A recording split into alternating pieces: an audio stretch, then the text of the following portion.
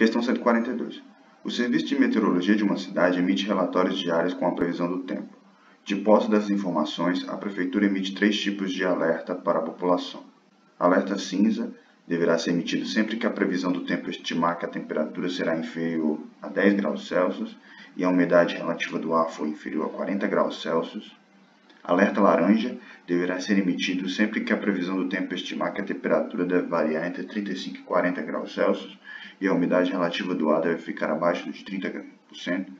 Alerta vermelho deverá ser emitido sempre que a previsão do tempo estimar que a temperatura será superior a 40 graus Celsius e a umidade relativa do ar for inferior a 25 graus Celsius. Um resumo da previsão do tempo nessa cidade para um período de 15 dias foi apresentado no gráfico. Aí o gráfico, decorridos 15 dias de validade desse relatório, um funcionário percebeu que, no período a que se refere o gráfico, foram emitidos os seguintes alertas. Dia 1, alerta cinza, dia 12, alerta laranja, dia 13, alerta vermelho. Em quais desses dias os avisos foram emitidos corretamente? Então, a gente precisa considerar esses 3 dias, né? Precisa analisar quais deles estão corretos e quais foram dados erroneamente. Né? O dia 1 ele dá alerta cinza. E qual é o alerta cinza? Ou seja, a temperatura vai ser inferior a 10 e a umidade relativa inferior a 40%. Então, se você for olhar no gráfico, o dia 1 é correspondente ao primeiro ponto do gráfico. Se você olhar, a temperatura é igual a 10 graus Celsius, que é a linha cheia, e a linha tracejada é a umidade relativa do ar, que olhando pela direita, você pode olhar que é 35%, abaixo de 40%. Portanto, o alerta cinza foi dado corretamente. Para o dia 12, foi dado o alerta laranja. Você pode olhar que o dia 12, a temperatura é 40 graus, só que ela aumenta um pouquinho, ligeiramente, durante o dia 12. Você tem que olhar o período que compreende todo o dia 12, né? E a umidade relativa do ar ficou em 20%, aumentando até chegar mais ou menos aí no fim do dia 13 a 30%. E o alerta laranja, a temperatura tem que ficar entre 35 e 40, por isso a temperatura passou um pouco de 40 ao longo do dia 12 e também a umidade relativa chegou a 30%. Ele disse que deve ficar abaixo. Portanto, o alerta laranja foi dado erroneamente. O dia 13, ele fala do alerta vermelho. E se você for olhar o dia 13, você pode olhar que a temperatura é acima de 40%, que condiz com a temperatura do alerta vermelho, mas a umidade relativa do ar tem que ficar inferior a 25%. E você pode olhar que a umidade relativa do ar você pode olhar que ela começou 40% e terminou lá para um pouco acima de 30%, ou seja, a umidade relativa do ar não ficou inferior a 25%. A temperatura também começou acima de 40%, mas depois desceu relativamente, chegou até quando começou o dia 14, ela já estava em 30%.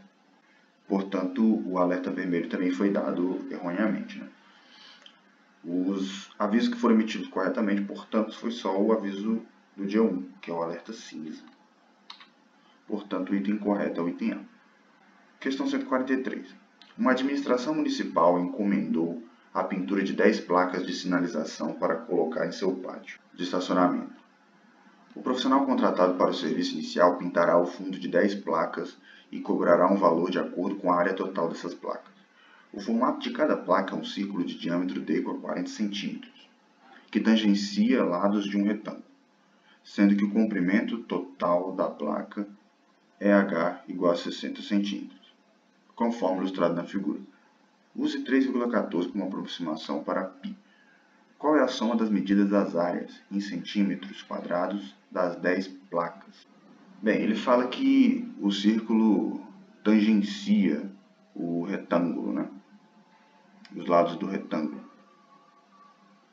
Portanto, se você for olhar a figura ampliada, você tem que essa distância onde termina o retângulo até o fim da placa é d sobre 2, que é o valor do raio do círculo. Ao mesmo tempo, sabendo que a altura da placa é h, você também sabe que a altura dessa parte retangular é h menos d sobre 2. Portanto, se eu quiser a área de uma placa, basta eu somar a área de metade de um círculo, que é acima do retângulo, mais a área do retângulo, que compreende a parte inferior, retângulos de lados h menos d sobre 2 e d. Então, você somando essa área, você vai encontrar meio de πr ao quadrado para a área da metade do círculo, sendo que esse r é d sobre 2, mais a área do retângulo, que é h menos d sobre 2 vezes d. Fazendo as contas, você vai encontrar que a área de uma placa é igual a 2.228 centímetros quadrados. Com isso, a soma das medidas das áreas, que são 10 placas, basta você multiplicar esse S por 10, que vai dar então 22.280 centímetros quadrados, que é o item B. Questão 144. O rótulo da embalagem de um cosmético informa que a dissolução de seu conteúdo, de acordo com suas especificações, rende 2,7 litros desse produto pronto para uso. Uma pessoa será submetida a um tratamento estético em que deverá tomar um banho de imersão com esse produto numa banheira com capacidade de 0,3 metros cúbicos. Para evitar o transbordamento, essa banheira será preenchida em 80% de sua capacidade. Para esse banho, o número mínimo de embalagem desse cosmético é... Então, a primeira coisa que a gente tem que fazer é a capacidade de 0,3 metros cúbicos da banheira, mas somente 80% está sendo utilizado. Ou seja, o volume que eu tenho que preencher é 0,3, 80% de 0,3 metros cúbicos, que é igual a 2,4 metros cúbicos.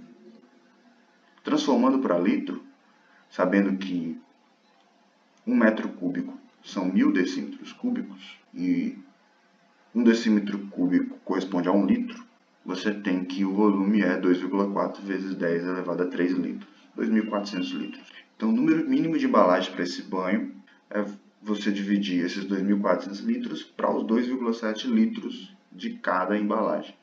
E aí você vai encontrar um número de embalagem. Portanto, dá aproximadamente 89. Dá 88,8888, mas como você tem que ser um valor inteiro, eu peguei o maior valor inteiro depois da fração, então dá 89, que é o item C. Questão 145. O slogan "Se beber não dirige", muito utilizado em campanhas publicitárias no Brasil, chama a atenção para o grave problema da ingestão de bebida alcoólica por motoristas e suas consequências para o trânsito. A gravidade desse problema pode ser percebida observando como o assunto é tratado pelo Código de Trânsito Brasileiro. Em 2013, a quantidade máxima de álcool permitida no sangue do condutor de um veículo, que já era pequena, foi reduzida, e o valor da multa para motoristas alcoolizados foi aumentado. Em consequência dessas mudanças, observou-se queda no número de acidentes registrados em uma suposta rodovia nos anos que se seguiram às mudanças implantadas em 2013, conforme dados no quadro. Suponha que a tendência de redução no número de acidentes nessa rodovia para os anos subsequentes seja igual à redução absoluta observada de 2014 para 2015. Com base na situação apresentada, o número de acidentes esperados nessa rodovia em 2018 foi de... Então você teve de 2014 para 2015, 50 pessoas a menos sofreram de acidentes. Então, se continuar essa tendência, a cada ano você vai ter uma redução de 50 acidentes. Então, o número de acidentes esperados em 2018 vai ser de 850, que é em 2015, menos 50 vezes o número de anos de 2015 para 2018, que são 3. Cada ano 50. Então, 3 anos, 150. Então, 850 menos 150, 700 acidentes esperados para 2018. Item correto D. Questão 146. Uma pessoa se interessou em adquirir um produto anunciado em uma loja. Negociou com o gerente e conseguiu comprá-lo a uma taxa de juros compostos de 1% ao mês. O primeiro pagamento será um mês após a aquisição do produto, e no valor de R$ 202. O segundo pagamento será efetuado um mês após o primeiro e terá o valor de R$ 204,02. Para concretizar a compra, o gerente emitirá uma nota fiscal com o valor do produto à vista negociado com o cliente. correspondendo ao financiamento aprovado. O valor à vista em real que deverá constar na nota fiscal é de... Então você tem a regra para os juros compostos, né? Você tem que o preço no mês N da parcela é igual ao preço inicial vezes 1 mais a taxa, que é chamada de T, elevado à potência de N, que é o mês, o número do mês. Então, ele diz que a taxa é de 1%, 0,01.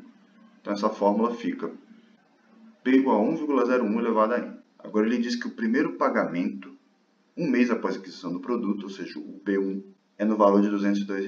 Então, você tem P1 é igual a 202, o N é igual a 1. Então, você, substituindo na relação, você vai ter 1,01 P0. E no segundo mês, R$ 204,02. Ou seja, 1,01 ao quadrado P0. Então, o pagamento foi feito em duas parcelas. Se eu pegar qualquer uma dessas relações, eu posso achar o P0, que é R$ 200. Ou seja, cada parcela é R$ 200.